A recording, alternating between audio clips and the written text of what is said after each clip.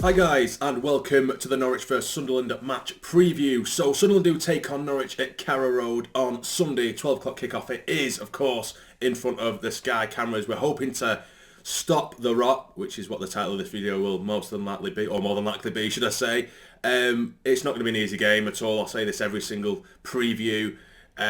Norwich in particular, they've won 4 out of the last 5, drawing the other game as well. So they're unbeaten in 5. They're 6th in the league. They've got some really good players. Of course, you've got Pike up top, who's been doing the business for a long time now, particularly in this league.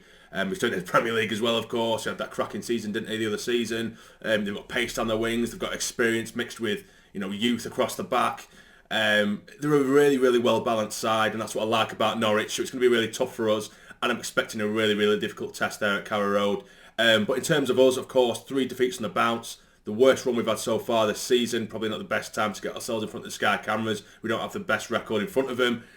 But, I think it's a chance now to mix things up. Yes, it's against a really solid side, and, one of the sides I expect to be there or thereabouts come the end of the season. And our next sort of 4 or 5 games against those kinds of teams as well, so we don't have excuses. We need to, we've set a standard for ourselves this season. There's been a lot of talk about standards and expectations over the last few days. And with me, I said at the beginning of the season, I'd be happy with us simply staying up. I won't be buzzing if we finished, just outside the relegation zone, but I'd be happy because it's solidifying our place in the Championship for the next year. What mid-table, I said I would be happy with. But now, because we have done so well this season, we've flirted with the playoffs for the majority of the season, our standards have changed. But the lads have done that. And fair play, fair play to them. Luke O'Nien just had an interview and he was saying, the lads, they're in a good place in terms of, if you said at the beginning of the season that we're in touching distance of the playoffs, fans and players alike, staff, they would have been absolutely buzzing. But I think because we're just in this moment now, 3 defeats on the bounce, everything's up to as a negative, which is very easy to do, and it's something that I've been doing as well. But in hindsight, it's easy to get annoyed and run away with emotions, and I do this time and time again, and on most videos, as you guys see. But I think we need to just take stock of where we are. That doesn't mean I'm all of a sudden just settling, because we have set high standards for ourselves, and when I look at games where I think we should be competing more or should be winning maybe, then I'm going to be frustrated. I'm going to call a spade a spade. But yeah, so I'm positive and I'm happy in the sense that we are where we are. If you take the fact that we just come from the playoffs with the playoff winners in League One last season to competing for the playoff place in the Championship, it's a great season so far. But we need to try and turn this tide. We need to turn the wave, turn it around. So in terms of my lineup, I've changed it before I started this video. I changed it a million times, and you're probably going to think, what the hell is it?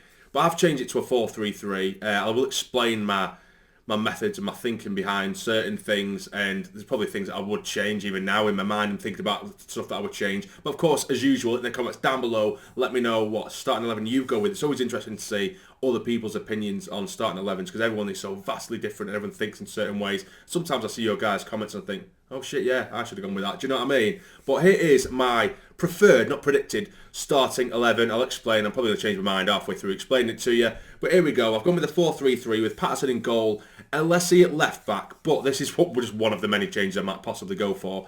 Instead of Alessi, there's a good chance I would have gone with O'Nien, purely because I think Alessi, he isn't fully there at the moment. I don't think he's fit. He hasn't been playing incredibly well. I think as soon as he hits that sort of hour mark, he looks knackered. He's absolutely done in. He's been coming off recently with niggles. He might even have a niggle still. If Sirkin is available and he's back from his, he had concussion a couple of weeks back, or a few weeks back now, and I know he did come back for one game. He was cleared. They followed the processes for how many days you need off after experiencing concussion. But then he still said he was still feeling symptoms of it and what have you. So, of course, we've been taking the relative and the necessary precautions with him. But if he is raring to go and he says he's fine, I would absolutely have Sirkin there. And like I say, I would have gone for O'Nien as well, but I need to drop Dhannoo. I know, as much as I like the lad, we need to drop him. I feel like he needs to have a break, sit on the bench for a game. So I have put Alessi there at left back for the time being. Like I say, it could be Neil in there where O'Nien is, and maybe Mishu drop or swap with the O'Nien role and put Dhannoo alongside him. But either way, I'm confusing you now. So Alessi I have gone for a left back with Bollard and Bart and Hume across the back as usual. In the middle, as we just briefly touched upon, we have O'Nien there in a sort of CDM role, a holding role.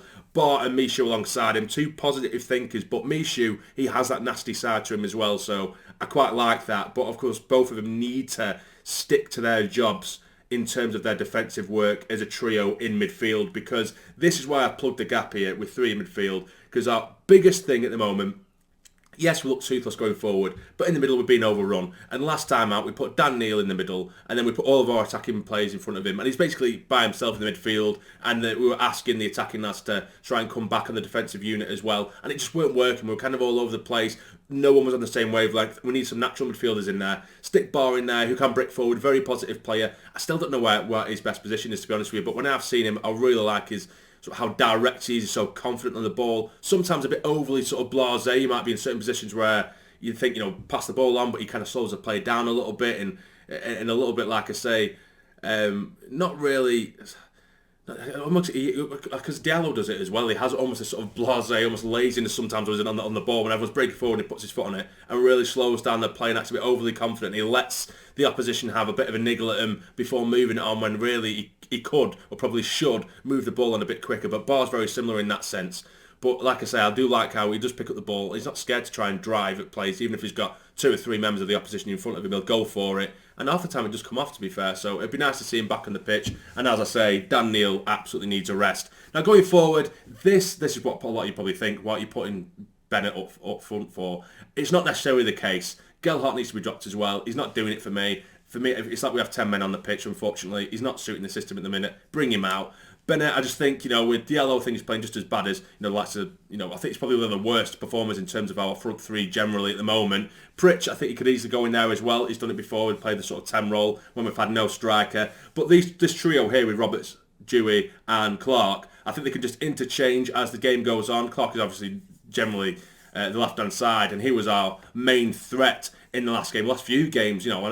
Clark, I know, it can be very frustrating. He can run into danger a lot or lose the ball. He's literally our only threat at the moment. He dragged us to the byline a million times and pulled it back, and no one were there. Several times in the last game, and I hope he can do it again next time out. But I just think, what do these lads? Like so the Hadji, who's doing well in the under 21s, Dewey playing there as well, doing very well. What do these lads need to do to get a starting place when these lads are performing so unbelievably poorly at the moment? So I just think Dewey, stick him in there somewhere, be it right, left, centre, or whatever, and they all just interchange as we go along. I would be quite happy with that. As I say, I keep on second guessing myself and changing who I would put where, or who I would change types of personnel every 2 seconds. But that's kind of the vibe that I'm going for at the minute. If Sirkin's available, he'd go left back for me. I wouldn't be totally against Mishu sitting where O'Nien is, and then Dhannoo instead of O'Nien. So we have 2 more sort of positive thinkers either side. But I just think we need natural midfielders in there now to plug that gap. But yeah, that is generally what I go with. Let me know in the comments down below, of course, as usual, what you would go with. Now, to my score predictions. Sadly, as much as I think it's a good time to experiment a little bit, well, it's not really a good time to experiment as such, but the team needs to be changed around for the sake of the game, because we're getting into a bit of a rut now. We're getting very predictable with our little triangles, when I know Hume, Diallo and Roberts have this partnership in the right hand side, but they're getting figured out. They're doing little pretty triangles down the right hand side and doing absolutely nothing with it. I think sometimes if you maybe break up that partnership a little bit, they'll start to think for themselves and they might try something new. We need to freshen up, is my main sort of want and scream for this game, off of the lineup at least. But for my prediction, my score prediction, of course I want the Sunderland win. Do I think we're going to get it? No. Sadly, I think we are going to see a 3-0 Norwich win. And that makes me sound very, very negative. But I just think they're in such a good run of form. We're going away from home in front of the Sky cameras with our run of form at the moment. No striker. We're looking very, very toothless, as I say, going forward. And it's difficult to see the light at the end of the tunnel when you've got a team like Norwich, coming up against you. So I'm going to go for a 3-0 defeat. Sadly, I think Pookie will get a couple. And maybe... I don't know, maybe from a set piece, Hanley comes forward and gets one and all. Again, if you want to take a bet on that, you can do. I think you might get decent odds for that. But yeah, so sadly, I can't see anything but a defeat in this game. I think it's a case of by how many. But hopefully, I'm proved totally wrong. And I'm trying not to be negative. I know it sounds it, but again, I think it's just a sense of realism that's starting to set in at the minute, given the quality of the league. And yeah, we've set the standards, but our standards have slipped drastically over the last few games. And it's going to be a hell of a job turning it around against Norwich. But yeah, so there we go, guys. You guys let me know in the comments, of course, as I mentioned earlier, what lineup you go for, score predictions. It's always interesting to see. But if you enjoyed the video, please hit the like button for me. The like button always helps out so much. If you watch the videos regularly, just hit the like button. It takes 2 seconds. And subscribe if you are new, if you're not already, to become a fully fledged member of the Sassy Army. But for now, take care. Stay jamming.